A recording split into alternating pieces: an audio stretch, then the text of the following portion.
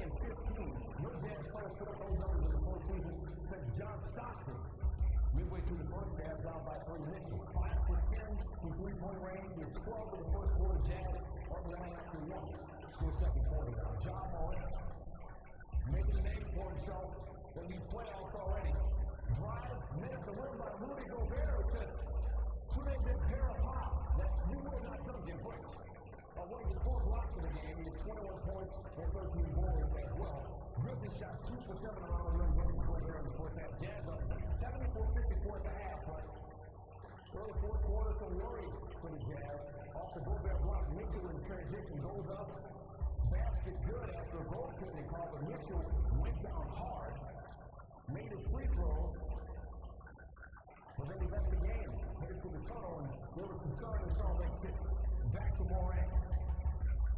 Oh, unbelievable. Look at the athleticism and the fearlessness, even after getting stuffed by Gobert. Able to go around Gobert there. 15 of 26 from the floor for Morant. Had a career high 47.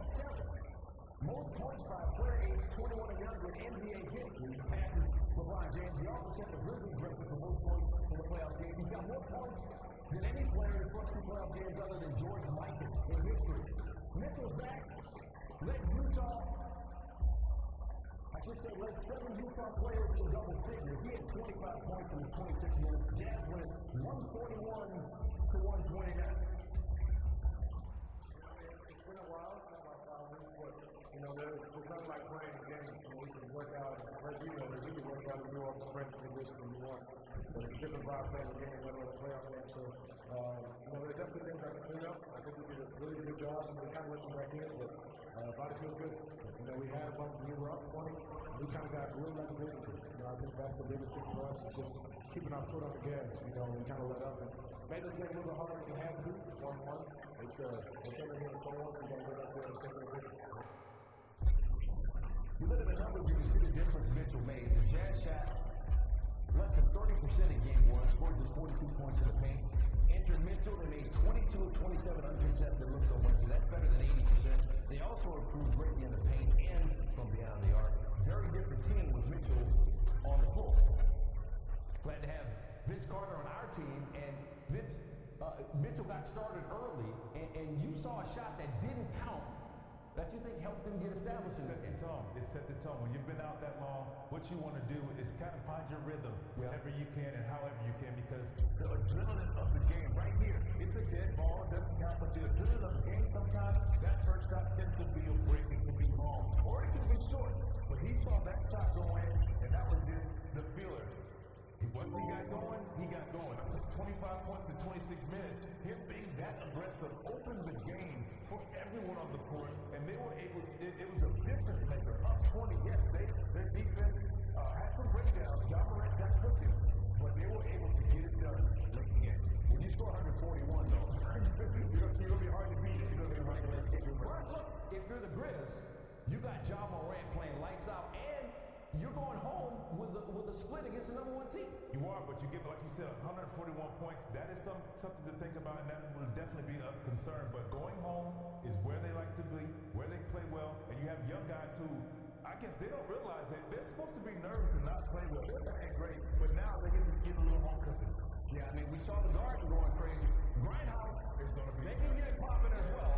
So we will hear from them on Saturday as Morant and company at home. The Jazz take game 2, though, with Donovan Mitchell returning. Vince Carter's going to return a little bit later on SportsCenter for more. All right, it's all done. Salt Lake City, game 2 for the Grizzlies and Jazz. Donovan Mitchell making his return for Utah, and Mitchell knocking down shots early. Knocked down the 3 there. 5 for 10 from 3, one of 25 points in the game. Ja Morant was spectacular in this game. He had 47. He goes 7 assists. Second quarter, Mike Conley to Rudy Gobert. Jazz ended the half up 17, but the Grizz would not go away. Third quarter, we're down by 8. Morant, offensive rebound and a stick back. A few minutes later, D'Anthony Melton for 3. And the Grizzlies now down 2. Memphis 8 for 23 from 3-point range as a team.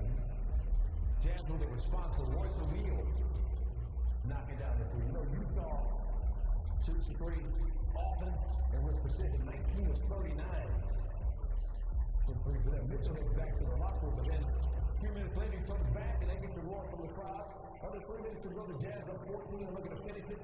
Mitchell, 141-129 Utah. Vince Carter. It's Carter with us. Donovan Mitchell back.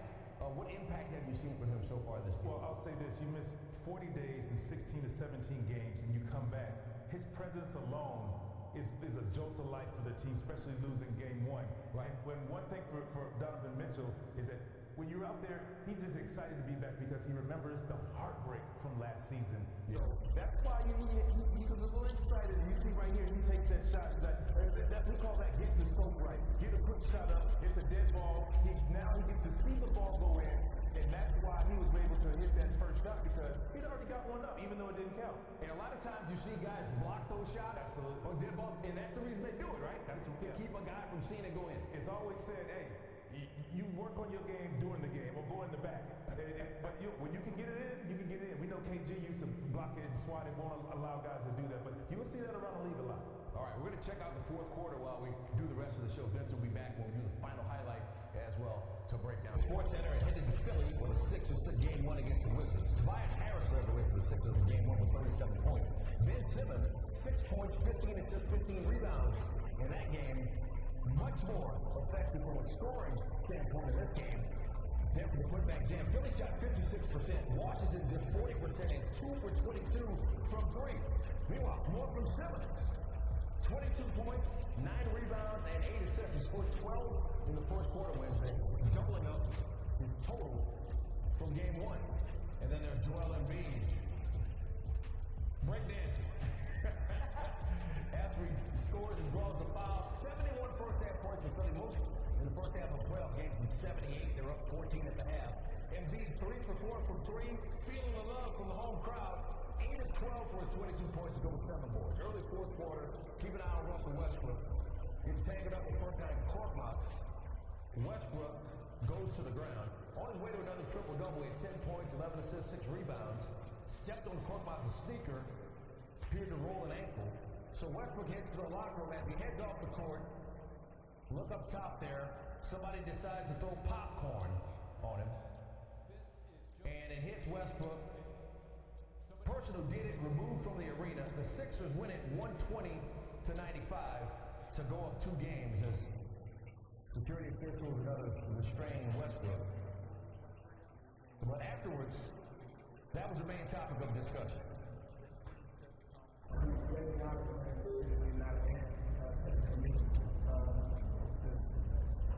amount of disrespect, the amount of embarrassing to whatever they want to do.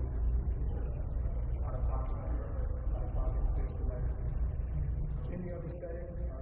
I'm all for the fans enjoying the game and having fun. As far as sports, I get it. But there's certain things that cost a lot. And any other setting, I know for a fact that fans they will come up. And I will come on the street, pour popcorn on my head. You know what happened?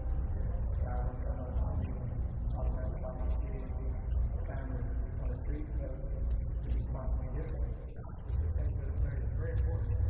It's if I've been in the league. Because for me, I just get a different reaction, obviously, from the crowd or whatever, for every reason.